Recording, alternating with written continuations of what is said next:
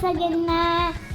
आता आम्ही चाललेलो दीदीला आणाय आणि दीदीचा पेपर होता तिला आणाय चाललेलो.